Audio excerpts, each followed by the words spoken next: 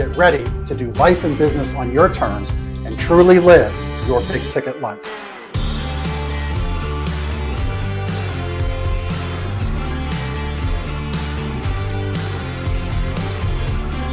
You either make excuses or you choose to level up. What amazing guests living the big ticket life. Woo! Woo! Brandon Brittingham. Appreciate you having me here today, man. It's that kind of discernment, that kind of focus, that kind of forward thinking that's so important if you're going to succeed in business today. Jeff and I are like friends. We're real friends. We are And so you unlock fortune and freedom without all the stress that normally comes along with it. It all comes down to your why. Your business, why are you doing it? How is it going to change the world and what's it going to do for your family? I want you to celebrate your success. Talk about the struggle, but I promise you, the story is in your struggle. They'll never be able to say that about me because people only see me working hard in anything that I'm doing whenever they see me. Focused on your success and the success of those around you. But being that constant in your community, good or bad, whether things are great in the community, bad in the community, who's steady? Unapologetically do business and life on your terms and truly live your big ticket life. What amazing guests living the big ticket life. And we discuss how they do it and the big ticket methods they use. The things that make your life successful so you do life and business on your terms. In and of itself, the only limitations that we really have on ourselves is the ones that we allow to be put on ourselves. And most people don't look at it in that perspective. There's nothing wrong with being humble, but there's also nothing wrong with stepping into your superpower and letting people know who you are.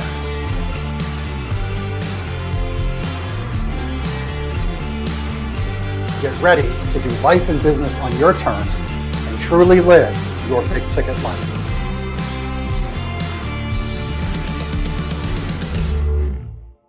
Hey, welcome back for another exciting episode of The Big Ticket Life. This one actually brought to you with the marvels of modern technology. I'm coming to you this week through the time machine that is recording a show that's showing to you live. I had my friend Brian Lewis step in to help me record this episode while I don't know where I'm at right now. I might be in a hospital bed still. I had knee surgery on February 13th. You're seeing this show on February 14th. And Brian stepped into this, and I can't even believe he did because this guy has just so much going on. And we're going to get into that. So Brian Lewis, welcome to the show. Thank you for having me on, Jeff. It's great to be here. Yeah, you're welcome. So your most recent thing is you're running for your trustee of the Village of Malvern. Yes. That's like the newest thing, but you're a realtor, you're a real estate investor, you manage properties, you are on multiple leadership committees, multiple volunteer positions. You have 6 children. Yes. I would imagine a loving wife because there's no way we accomplish this all on our own, right? Yeah, she's pretty amazing at what she does with them. I don't know how she does it, but so you've got. I mean, and my TV does work. That's always the first question. Doesn't your TV work? I always get that question when I tell people I have 6 kids. Yeah. Yeah. I mean, wow, you've just got a lot of things going on. So why don't you kind of unpack a little bit about what you do? I mean, you've been recognized Person of the Year. You're on Long Island, but you're kind of like live in a town in a village that's more like Mayberry. So kind of unpack what you do, 100%. and then let's hear about this Village of Malvern. Yeah, so I grew up in Malvern. I moved here when I was about 5 years old, and I've been here ever since. And bought my own house here when the time came. I actually knocked the house down and built a new house back around 2001. And been a volunteer in the village. Someone that likes to give back. I like to stay involved. I like to help. I like to give organically. And I've been a member of the police reserve in Malvern. I'm deputy inspector of the reserve police. So it's like the auxiliary police volunteer police force in town that assists the paid police force. And I've been doing that for over 25 years. I've won all sorts of awards for my service there. Volunteer at the local farm. So we have an organic farm in Malvern. So we're less than 20 miles from the heart of New York City. And we have this little 4-acre organic farm. and it's pretty special actually, and it's a nonprofit, and I've been on the board there for about 8 years. I just actually cycled off the board there. So I do that. We also help out at the church. We just did a midnight run to Manhattan the other night to give clothes to homeless people and supplies, which Friday night was frigid. It was like 6 degrees, and it was very cold. really a tough night. And we were running around the city, and people are sleeping on the sidewalk, and I tell you, it's really humbling. You think you're having a bad day until you're in New York City sleeping on the sidewalk in 6 degrees, So, you got to count your blessings. For sure. But, the opportunity came to run for trustee in a village. As a mayor and 4 trustees, and the sitting mayor and one of the sitting trustees said, "We want you to run with us." So I said, "Let's go." It's my people that I've worked with, I volunteered with, and you know what? You got to make a difference in the world. I feel like there's a sea of average out in the world, as we see, right? And there's a couple of us that kind of stand out in the crowd and try and make the world a better place. And rather than just exist, we try and thrive, right? And so it's an opportunity. It's not pays a little bit, very little. It's more of a sort of a volunteer job. It's you're doing it for the love of the job, not for obviously a paycheck. But that's outside of the real estate business and all the other stuff I do. Yeah, those kinds of roles in your local community, whether it's a trustee position, a township supervisor, a coach for your school. Typically, the actual school teams have paid coaches. I've volunteered coach for a long time now. All those young men are in those high school teams, and I've had parents lament to me, this coach is getting paid. It should be this way and that way. I'm like, listen, first and foremost, if it was about the money, this is the dumbest way to go earn money. And I know these people are a lot smarter than that. They could literally work at the Wawa, which, if you don't know what Wawa is, it's like a convenience store, kind of like a Buc-ee's down south. And I don't know what do you got up your way? 7-Elevens type thing, probably. Yeah. It's like kind of more expanded gourmet versions of that kind of thing. And, okay. Like that would be the smarter way to go earn some extra money if you had to as a volunteer in your community or a teacher. It's never about the money. It is about that belief in serving your community. And obviously, 100%. I'm already getting the feeling that's really ingrained from you. Where'd that come from? I don't know. It's just I've kind of been a believer, and you hear a lot of people say someone should do something about that, right? Someone should do something about that, and then you kind of point the finger back at yourself and say, "Hey, I'm someone. I should do something about that." A lot of people love to complain, but no one loves to fix the problems or come up with solutions. So I've always just been, I see a problem, I jump in and fix it. And police reserve, I was actually going to join the fire department, the volunteer fire department, but at the time, they trained on Sundays, and my dad had just bought a house out in the Hamptons on Eastern Long Island, summer house. And I wasn't about to come back from the Hamptons, every Sunday to go train at the firehouse. I was like, this isn't going to happen. This is, since then they've actually switched summer trainings to Wednesday night. So it would have worked now. But I decided, a friend of mine was part of the police reserve, and he's like, "Hey, join the police reserve with me." So 25 years ago, I decided to join the police reserve, and we drive around in police cars on Friday and Saturday night and patrol the streets, and we do all the parades and the events. And I'm actually the court officer up in the night court for the traffic court. So that's an interesting story. When I first started that, the role was basically stand in the back and be security. But the problem was that there was kind of no organization up there, and we were up there till 11 o'clock at night, on a Tuesday night. And I'm like, this doesn't work. So I said, how can I help? And next thing you know, we went from one person in the court. We got 5 people in the court now on a night. And we dispatch the tickets, and we kind of handle the traffic and sign people in. And now it's a process where we get out by 9:30. So, we've shaved an hour and a half off of court nights just by bringing some efficiency to the court. And again, it's a non-paid thing. Literally, I just wanted to go home earlier. I didn't want to be there all night. And now we have some systems and processes at the court that we developed to make it flow better, make everything move faster. And it's kind of what I do. I put out fires. You find problems in the world, whether it's paid or unpaid. I find problems and I try and fix them. And that's sort of how I go about. I don't know, just problem solving. It's kind of how my brain works. I see something, I'm like, we could do that better. Do you ever think about doing this? And we run with it. Yeah. So how many nights a week is traffic court? So they do it 3 nights a month. So it's not too much. I usually do it at this point. I do once a month. 25 years, I'm kind of like, semi-retired. So once a month I do it. And there's over 30 guys now on the force. So we cover it, usually 5 guys a night. I used to do it 3 times a month, something like that, but now it's like once a month because I said I'm kind of my 25 years. I've paid my dues. We're figured out over 700 tours, probably 3,000 hours or so I've donated to the village, and last 25 years. So it's a lot of time, and a lot of people don't want to do it. On what was it? I think it was when the Giants game was on Sunday. I guess it was 3 weeks ago. They were doing an event. It was actually a Martin Luther King event, so I guess it was Martin Luther King weekend. At one of the churches, and they asked, if we could do a crossing because it was getting dark and it's a main road and there was people crossing the street. And they asked if we could go down there, and all my guys that are under me decided that they wanted to watch the game, they want to do this, and I said, you know what, I'll go do it. So me and one of the other guys stood in the street in the cold and crossed people in front of church, and it's just what we do. There was a need, and obviously had to fill the need. And it goes back to business too. It's the same thing. Obviously, that's what successful business is, right? You find a need, you find a problem, and you fix it, and you get paid to fix it. Right. So that's where value gets delivered. Exactly. So it's it's just a mindset, really. It's I think some people have it and some people don't. Well, I would say it's the mindset, but then it's also, I mean, again, kudos to you. It's also that commitment and volunteering and taking the action of that time. You said a few minutes back, someone should do something about that.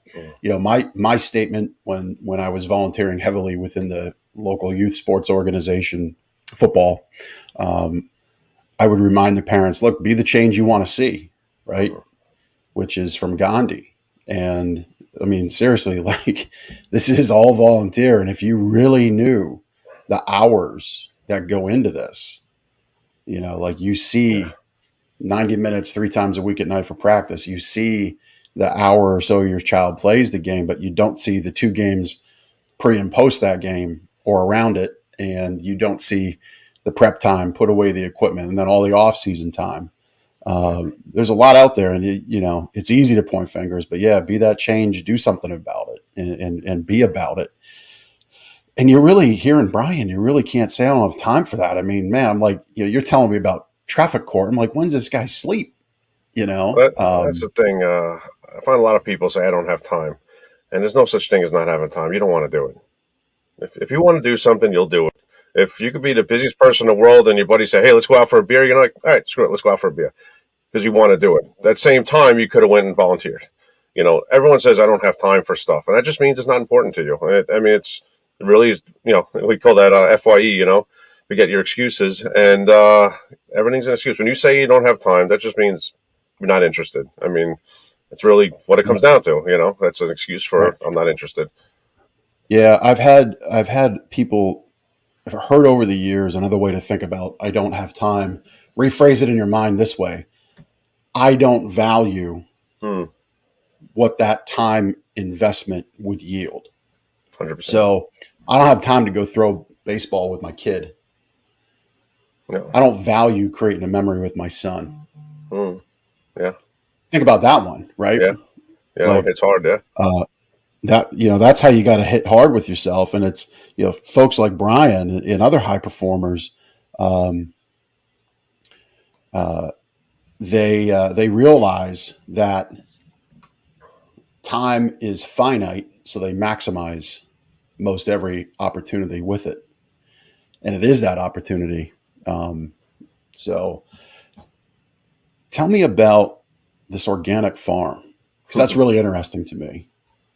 So is this So farm? where did that start? It's been in Malvern forever. It's over 100 years old. Grossman's farm. It was called, now it's called Crossroads Farm.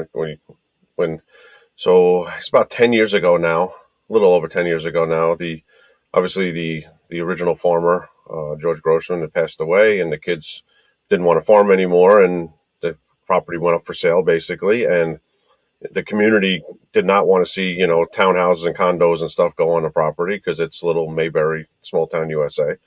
So Nassau County basically came in and bought the property as a sort of like a park, kind of thing, like in preserved space I guess maybe historic places kind of, thing. Basically, they took tax dollars and bought this property for the community and everybody to use in the county. And I grew up upstate New York. I didn't grow up there.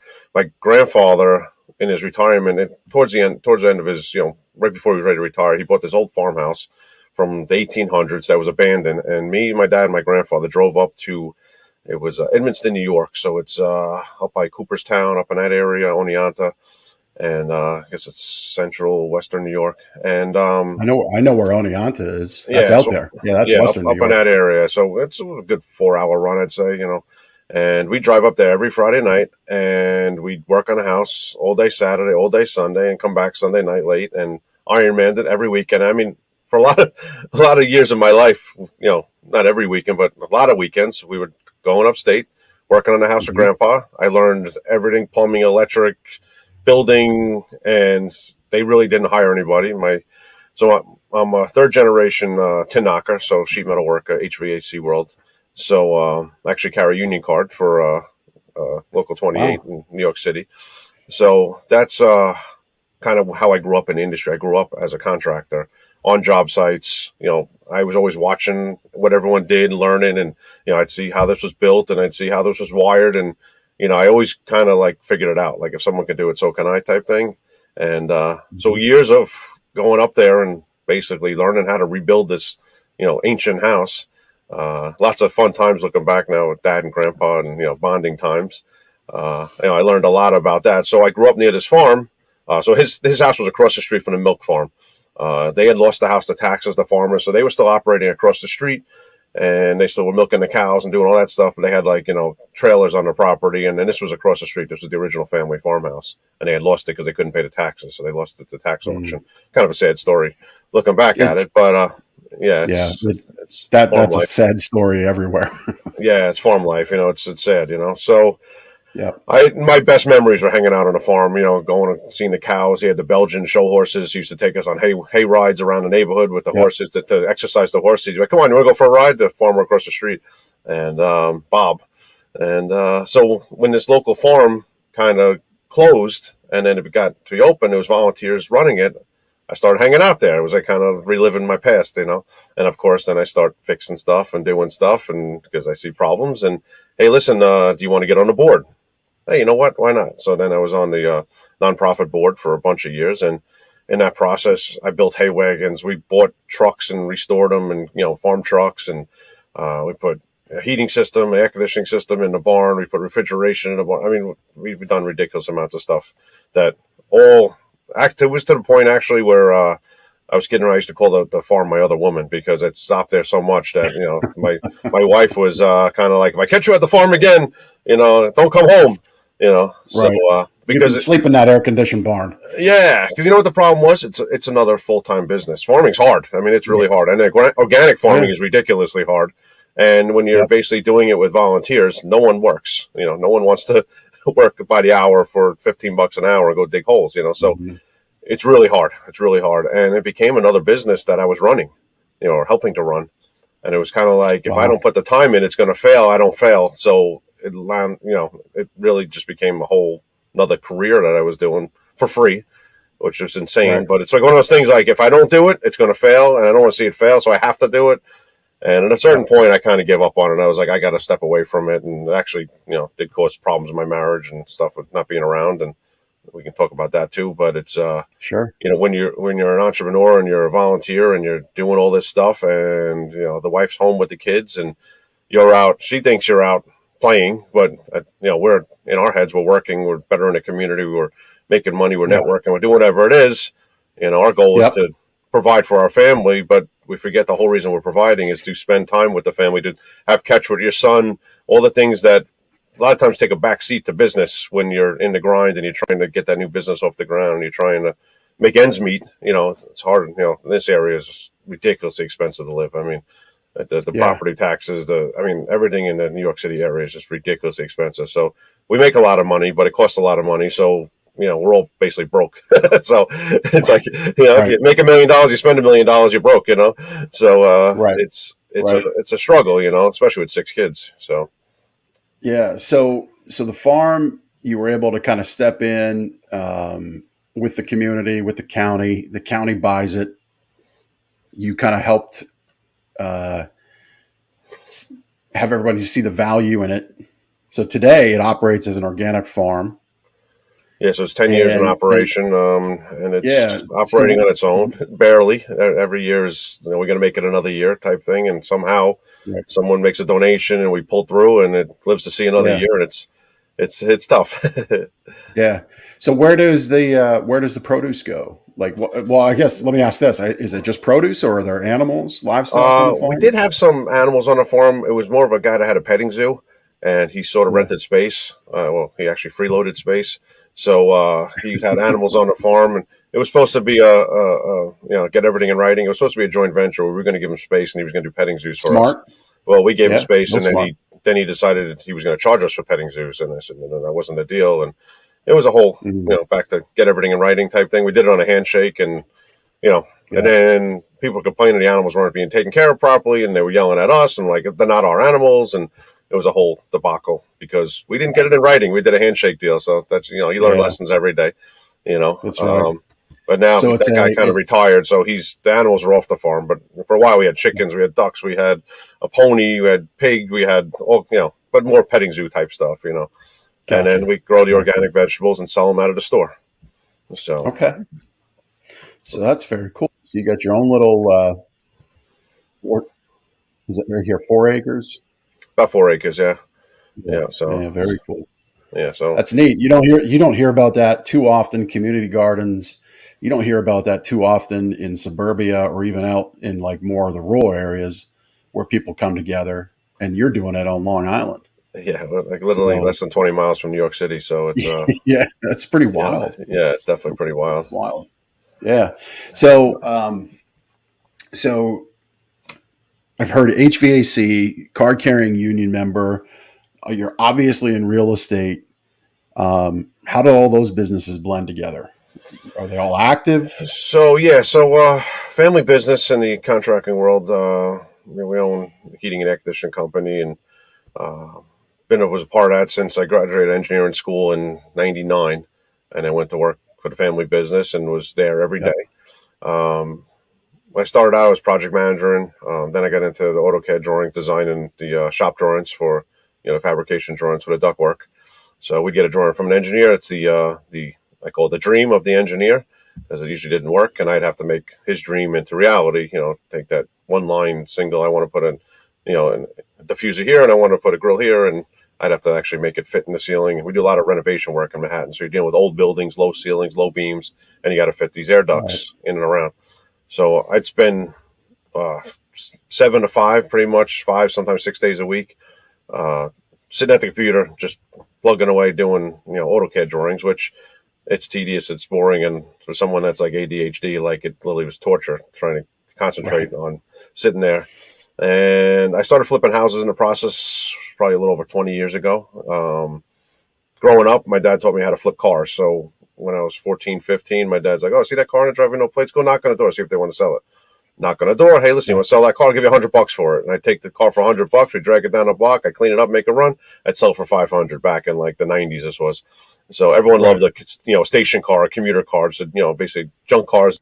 We found a house, and it was actually the first one I did was a family member's house. It was a great uncle, and the house needed a ton of work. And basically I told the family, hey, listen, they're going to give you, I think it was $250 for the house. I'll give you the $250 for the house, but give me 2 months. And then we did it. I sold it for $400, and we made a bunch of money on it. Me and a friend of mine that also grew up around construction. We did everything. We did the electric, the plumbing, everything under the sun. Right. And then I was doing like one every 8 months. Then I started getting into the investing side of it, and I was taking the profits from that and putting it down on a house down in North Carolina, upstate New York. I have some in North Carolina, and I put the money down, down payment on a house. I had everything. I had a trailer park down there. I had 5 families, single families, 2 families, and I'll buy 37 doors in North Carolina at one point. I liquidated them all. In 2008, I got killed with, I couldn't, people weren't paying the rent. I was evicting, and then someone move in, they'd pay 1 month's rent, and I'd evict them again. And meanwhile, I had mortgages on all these properties, and the rent wasn't coming in. And it's like, you just start sinking fast. So when the economy turned around, I liquidated, which I don't know. You learn, like, if I would have held them, they're probably worth double or triple what I sold them for back in, I guess I Right, but sold it's them. kind of Yeah. at the time You the live and model learn. I was like stopping the it would have bleeding, been at hard to that hold point. on. Yeah, Yeah, it yeah, was hard. It was like, this one needs an AC unit, this one needs a roof, this one, and it's just like, you just start getting beat up. And I'm like, I don't want to do this anymore. So as yeah. soon as the economy recovered, I liquidated a bunch of them. So, but anyway, long story short, back to flipping the houses. I worked with a friend of mine who was a real estate agent, and she obviously was the licensed agent, and I was the flipper. So she'd find me the house. Hey, listen, this, estate just came up. House needs everything. I'd buy it. I'd redo it, and she'd sell it. So she was doing great. She'd, make a sale and, 2 sales out of every deal. And we did that for a bunch of years. And then eventually she started flipping on her own, and kind of, I was cut out, which it's business. It's no, it is what it is. But then I was like, Right. what? Might as well get my license now, because I never bothered to get my license, because I would have been competing with the hand that was feeding me, So, Sure. 6 years ago in April, it's coming up April, will be 6 years. I got my real estate license, literally just to flip. It was just like, literally, I wanted inside track on flipping. I I didn't hear. want to pay an agent. Yeah, I hear that often. It was like, what, 75 hours here in New York. You take, Mhm. school, and then you take a state test, and passed the test, and went to work for the little local mom and pop, probably 80 years now. And he also flips houses and stuff. A great guy, Leon Sanchez, and he taught me a lot about the business. And within 2 years, I was basically the top producer in the office, behind him and his son. So there was probably 20 people in the office. So me working part time as a new kid on the block, within 2 years, I was outselling everyone in the office, because real estate was very sleepy, at least around here. A lot of older people, no social media, no websites, no game. Like, it literally was like, we sit here in the Mhm. office and let people walk in, and we answer the phone and see if they want to Mm. buy a house. So I brought social media to the game. I started going live, doing tours of houses, and I kind of changed the whole thing up, because no one had done any of that before. They're like, what do you mean you're going It's live? hard Yeah, to I'm live. believe. It's hard to believe that, as you said, sleepy approach was only 6 years ago. Yeah, yeah. It was, really, That's social media is really, 2017. yeah, yeah. I mean, social media, we don't know how we lived without it, but, you think it was a new thing back then, it was out there, Mhm. but, no one was really using it for business purposes. People were using it to talk and connect and this and that. Right. And in the last, 5, 6 years, it's definitely become a business focused. Wow. Like, this is a great way to Yep. advertise, and, Yeah. I brought that to them, and, I got a lot of practice, because I ran the, social media for the farm. And I basically taught myself how to do social media, messing around with the farm social media, because, like, on top of all the other stuff I did, I figured I'd run their social media too. So, but it gave me a chance to learn a lot and see what works and what doesn't work. Right. And listen, everyone loves pictures of a farm. Picture of an animal, picture of the sunset over the farm, picture of the Yep. flower growing. Like, it was really easy to have good content, and make people click on it and like the farm. And Yeah. I learned a lot. And that carried over Yeah. into the real estate game. Yeah. A couple things I kind of want to circle back to. You've heard Brian share a lot of experience. What you didn't hear is, I failed with that. What you did hear is I learned. And it might have been painful. It might have been expensive. Might have even financially almost turned the lights out at times. But it's, that's the thing. I think people in life get so hung up on what they see as a failure, when in fact they internalize it as, this is the only time this person in this moment has failed, and it's me. So the whole world thinks I'm awful, when in fact it happens all the time. Mm. These It's things, lessons. right. But people just, Life people lessons. hold it in. Yeah. They hold it in so tight, and they think that it's only them. And in fact, it's not. And as you said earlier in our time together, if you think it's bad, be homeless on a 6-degree night in Manhattan, or just be homeless anywhere in general. Yeah. Or the week we're recording this, we had those awful earthquakes in Turkey that just devastated. I've seen a couple pictures. You got families holding the hands of loved ones that were crushed in the rubble. Father and a daughter crushed in the rubble, hugging together. You think it's bad? I mean, listen, I know it's bad in the moment, but and it feels like the world's crumbled around you, but it really hasn't. I And equate there it is all. still opportunity. I talk a lot about sharing our vulnerable experiences of life, that we watch social media and it's the highlight reel. Most people don't talk about anything bad on social media. Oh, well, they'll complain about stuff, but they won't share. They hide that, that they lost their job. They hide that they're going through a divorce. They hide that they're sick. They hide that whatever no, you don't see that. The person could be divorced, bankrupt, and everything, but they're posting the pictures on the beach because, they're there crying, but hear them in the sun, So everyone plays this fake game. And it makes us feel like when stuff's happening to us, well, it doesn't happen to us, it happens for us, I like to say. But when we're going through stuff, we feel like we're alone on this island. And I'm the only one that's going through this. And I'm the only one that, it's poor me, look at me, I'm the only one doing this. And when you get into a platform where you can actually talk to people, we talk a lot about like Apex and stuff. A lot of people there have gone through some crazy struggles, coming out of jail, coming out of sickness, all kinds of crazy struggles, and they win. And I think it's really important to share the bad and the good because, we all don't win all the time. It's no one wins all the time. The most successful people in the world do not win all the time. And we think we do. In our mind, we're thinking, wow, I'm doing bad, they're doing good. And when you find out the person you think is doing good really, has had their bad moments or, is either in a bad moment or has been through a bad moment. And you're like, you know what? I'm not alone. There is a way out. Right. There's someone to talk to. There's someone to hold my hand through this a little bit. And it really helps. And I think that's part of why there's such I think social media is part of the problem why there's such a mental health crisis in the world right now, because people think 100%. That everybody's doing better than them. And it's all rainbows and unicorns on social media. And it makes people depressed that they're not living that social media fake life, So I really think it's important to stay real with people and talk about the real stuff. I go live on Facebook just about every day, and I talk about a lot of stuff. And I mentioned, going through divorce actually with my wife of 6 kids because, we grew apart because I was in the grind as an entrepreneurial world. I was out lots of nights a week, networking, grinding, doing my thing. And, I never cheated on my wife per se with a woman, but I cheated on my wife with work. And that's something that a lot of us need to think about. Is that I'm sorry, is that something that's going on now? That's going on now, yeah. So I'm in that struggle right now. Yeah. So I'm in that struggle now. I've learned a lot about myself, about her. Our friend Chris Whitehead, mutual friend, has this concept of go-giving. And I've spent a lot of time with him with the idea on that about we have to not think about ourselves all the time because we're thinking, I got to get this done. I got to get this done. I got to do this. I got to do that. And meanwhile, our wife or, whoever that person may be that we're neglecting is there. They got to get their stuff done. They're raising the kids, this and that, and they want the support. And as I, not to be like a chauvinistic thing, we're kind of brought up as men to provide financially. Right. And I'm old school. Like go to work every day, get your paycheck, pay for the bills, and then leave me alone. I'll do my thing and I'll provide and you raise the kids and you do all that stuff. Like my job's work and your job's as kids. And it's really not the right thing, but it's kind of the old school way. Like literally, listen, like, I go to work, don't talk to me. Here's the paycheck, I paid the bills and leave me alone. And we don't contribute the way we should. I mean, I changed diapers, I did all that stuff, but you know what?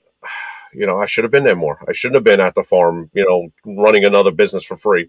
I shouldn't have been 25 years in a police reserve on a Friday, Saturday night out driving around a police car. Maybe I should have been out to dinner with the wife, or home with the kids or, and then flipping houses. When I did flips originally, I did them Ironman style. I did every single thing. So I'd work till 5 o'clock. Then I'd drive over to the house and we'd work till midnight, 1 o'clock in the morning. And I was doing that 6-7 days a week until the house was done, the electric, the plumbing, everything. Like we didn't hire anybody. I learned my lesson with that the flips took so long that the market changed and you think you're saving money, but you're really not. Penny wise, dollar foolish. It was cheaper to bring in a contractor, blow out the deal. I'd have the house back on the market in 6 weeks. Market was still strong. I'd make a little less money up front, but a lot more protection back. And what's your time worth? I mean, so I learned lessons there. So, and what was the cost? The ultimate cost was it cost me, my marriage because of not being there. Not being the person that she needed to be. So when that comes back to like, what I call radical acceptance, when everything first kind of fell apart, of course, everyone blames everybody and this and that. But then I go, you know what? If I was the husband that she needed, then we'd still be together. So I got to own it. I can blame her. I can blame society. I can blame whatever I want to blame. But at the end of the day, I'm responsible. If I had made better choices and gave to her more. And one of the big things everyone talks about, mandatory date night, I think is huge. You got to reconnect with your spouse at least once a week. Something I've learned as you're going through a divorce and you're back into the dating world, and you try. When you're dating, you're putting your best foot forward, right? What are you doing? You're being nice, and you're getting in shape, and you're sending good morning texts, and you're doing all this dating type stuff that we forget to do when we're married, right? When you first meet your spouse, it's all you take it for granted. You become roommates, and so many people I know that I have this conversation with, they're all in the same struggle that you stop trying. And I guess it also goes to business too, right? You start a new business and, you're there every minute and you're really doing everything. And then you get lazy. You see a lot with restaurants, right? A new restaurant comes in town and the owner's there every night and food's great and this and that. And then the owner's there, 4 nights a week. Then the owner's there 3 nights a week. And the owner's there 1 night a week. And the owner's never there anymore. And you watch it crash and burn because it's not fun anymore. He gave up on it, started neglecting it. And, when it starts, the quality starts going away. So, I think there's a lot of parallels there between, life and business that, never stop dating your business, never stop dating your spouse, keep it fun, keep it exciting, keep it new, and I think that's a really way to do everything. Yeah. I mean, what you just shared, you're living it. You're living what your words and actions meet. And I'm sorry your family's going through that. It's got to be rough. And, prayers for you guys that you're able to make it through in a loving way, and whatever the other side of that looks like for you all at the end of it, it'll be. But that's actually the crazy thing is that we're like best friends now. Like now that the stress is kind of out of it, I stopped fighting. Like I always had to have the last word. I always had to prove I'm right. If she came to me with something and whether she was right or wrong, I had to prove how I was right. And we're pig-headed like that. Literally, we always have to have the last word. Is it worth the fight? Now it's my new mindset. Is this worth fighting over? If she wanted to paint the wall and she wants it blue and I want it green, I'd fight to make the green wall. Does it really matter what color she wants to paint the wall? No, it doesn't. Why are we fighting over this? But I think as the alphas, I got to be right. I have to have the last word. I got to wear the pants type thing. And we hurt ourselves in that process. And we don't realize we're doing it in the moment. It's something I think, and again, it goes back to another parallel of business. Sometimes you're arguing with your client over $1. Like, is it really worth losing a client over $1? Just give them the $1 if that's what they want. It really is it worth the struggle? Is it worth the fight? And because I started living my life like that, I don't fight with her anymore. Like she wants to do something. Right. Normally I would have been a fight. I'm like, whatever you want. You want to do that? Great. You want to paint the wall purple? Great. Paint the wall purple. I don't care. Like I stopped fighting. And because I stopped fighting, she stopped fighting. And now we actually get along. Like that go giving. I go to her now and say, how can I help you? What do you need from me? How can I make your life better? I never did that before. Like that was just something I was like, I got to go to work. Like figure it out on your own, And, it's it's a whole mindset and that go giving attitude that I took into giving to my community and a volunteerism. I wasn't giving into my family. I wasn't giving into my household. And why, I don't know. It's just, I guess how you were raised and, whatever core values you had at the time. And, every day you learn. And I'm getting in the right room. Getting in the right room really changed my life. Joining Apex, I guess it's almost 3 years ago now, 2.5 years ago. And Tom Keenan was a friend of mine here in New York. That's actually how I got looped into that group. And Jessica Dennehy is also a friend of mine up here in New York. So 2 strong Apex people. And you got, isn't Benny up there too? Benny's up here. I got Benny into Apex. So Benny's a really good friend of mine. There you go. He just got installed last night as a trustee for the merchants of Malvern Merchants. So he's on the board. Okay, so he's in your village. He's right in my there. village. Yeah, he's one of my guys. Yeah, he's one of my best friends up here. I mean, I think to kind of circle it up here. I mean, what you just heard from Brian. I mean, massive action, massive authenticity. I mean, here's a guy running for political office, which is what it is. I don't know many. Brian, I don't think you think of yourself as a politician. I'm not going to class you as a politician because so many politicians wouldn't have just went on like you just did and shared like you just did. There would have been an agreement with your wife about the facade, about the presentation, and she supports me. I asked her, "What do you, how do you want to do this?" And she's like, "I support you." I said, "Well, then, if you want to stand by me, stand by me. I stand by you." Like. We're in this together. We have 6 kids. We're in this together for life. And Yeah, this is the kind of leadership our society needs at all levels, at home, with your children, in your community, in your local governments. This is what it needs. You can't sweep this stuff under the rug. You can't just give that fake facade that everything on the surface looks good, but there's a lot of cracks underneath.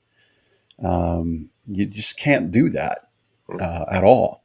You know, it's real world. um, It's a mhm. MTV Real World. That's the reason that show was so popular, because people really connect with. Although I think a lot of it was staged, but that idea of just real and raw and craziness that goes on in daily lives. And listen, there's a reason MTV doesn't show videos anymore, right? It's all reality shows, right? So people want to see reality, but I think they want to see real reality. I think they want to Right. relate to, listen, I'm going through this in my life. I'm hoping what I just said can help some people not go through a separation, Yeah. divorce, because Yeah. I think a lot of us in our lives got to take that deep breath and go, hey, wait a minute, that's me.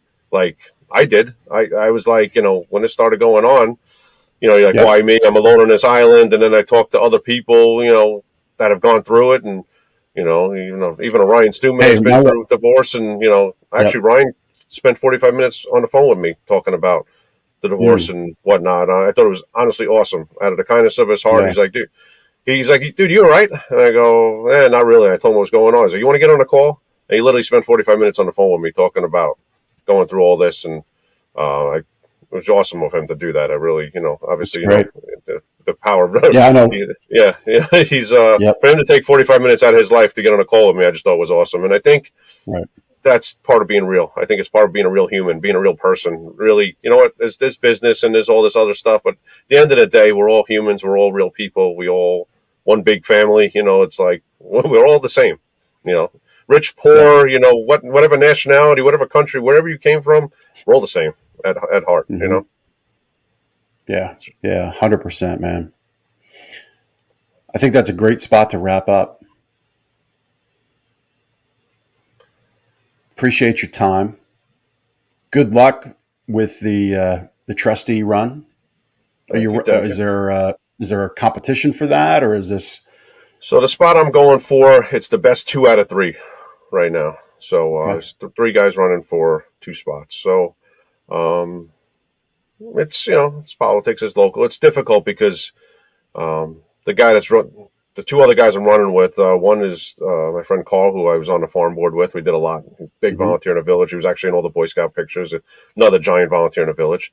And the other is a friend Scott, who was ex-fire chief and another volunteer in the village, and good guy. I really, it's just really going to Yep. be, let the best man win. I really can't say bad about anyone, other Yeah. than let the best man win. It's not like it. So your community is going to vote, and they're going to Yeah, have confidence in what would appear to be 3 great men, and the numbers will be the numbers, and that's just that's that. it. Yeah, yeah. They're gonna, But going to share our experiences, share our resume, and they're going to pick the best person for the job. So that's right. so Well, you've got that basis of leadership, that foundation of commitment to giving back. That's for sure. And you're going to you're figuring out the personal stuff, learning it, and all those lessons you can bring forward for Village of Malvern. So that's awesome. You can bring them forward for your children, and best of luck with relationship with your wife, whatever that looks like going forward, man. I want nothing but the best for the both of you. appreciate that. And man, this has been really a good conversation.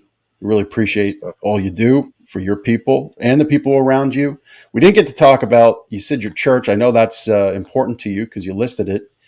Um, the Lady of Lords Midnight Run Food Pantry and the Nassau Land Trust Crossroad Farms. We talked about the farm at length, but yeah. So any way that people can help the church there, the Lady of Lords Church, Yeah, so any it's a place you could direct them local to. church, have a food pantry. We do a food drive.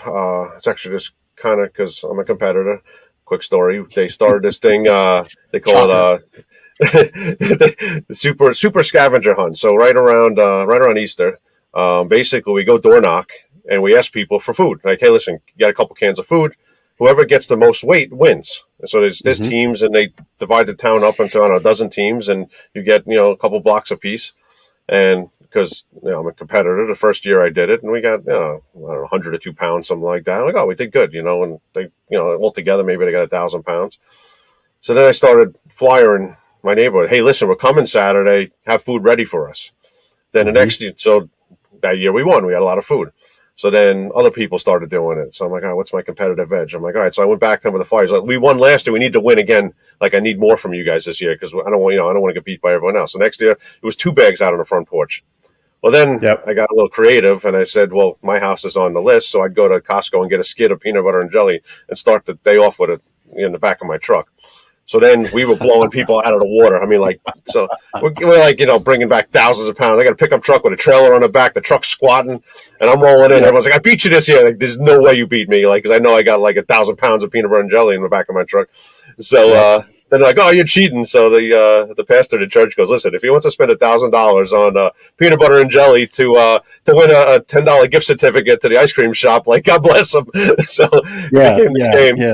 Oh, there's evil Brian cheating, donating 1,000 pounds of food to the people that need it. So it became, but I turned this thing that we maybe would get 1,000 pounds to the point where we get so much food they don't even know where to put it anymore. 10,000 pounds of food we'll collect on a Saturday in a village. I mean, it's really awesome, and it gets them. So a little competitive edge there really took it to the next level. Yeah, man. I mean, bless you in the competitive spirit, because here's what probably people miss out of that. You get a pallet, then you get 2, then you're breaking the axles on a truck and a trailer. But what's everybody else doing that's in second place and third place? They're working harder. Trying to catch up, and it's all together. I mean, it literally just right. It wasn't just nuts. Brian bringing extra; it was everybody bringing extra. 100%. And that's the point of being out front. You create a new path, you create a new draft, and it ain't about being the leader per se. It's about creating greatness. Yes. And in that exact moment, that's what you're doing. And on that note, man, this has been great. Keep leading with greatness up there in New York. Appreciate you, and. Man, this has been a lot of fun. So thank you so much. Thank you. I appreciate you, brother. Thanks for having me on. This was fun. You're welcome. All right. We'll see you next week on the Big Ticket Life. Take care. Thank you so much for taking the time to listen to this episode of the Big Ticket Life. You've heard from another amazing guest living their own big ticket life, and now it's time to live yours. First, I'd love for you to take me up on my free gift to you. Claim your gift at gift.thebigticketlife.live. That's gift.thebigticketlife.live. See, all your life you've been told what is and what isn't possible by the loudest voices from the cheapest seats. It's time to finally do life and business on your terms. Sure, you've heard similar things, but without clarity on what can be done, it's easy to have your customers, employees, maybe even partners, and your spouse keep you from truly living a big ticket life. My big ticket methods shift you into that investor seat in your business, away from commodity and away from competition, into a market of one, so you can finally live your own big ticket life. So my gift to you is for you to book your discovery call today, where we'll uncover first the Chivo behaviors, those chief everything officer behaviors that hold you back, and why moving into the investor seat in your own business is critical. 2, we'll uncover the premium position that's up for grabs right now in your market that you're missing out on. And 3, which big ticket methodologies are just waiting to be dropped into your business to explode your sales and profits. So again, thanks for listening to this episode. I'd love for you to take action right now. Accept this gift, book your call, go to gift.thebigticketlife.live. Again, that's gift.thebigticketlife.live.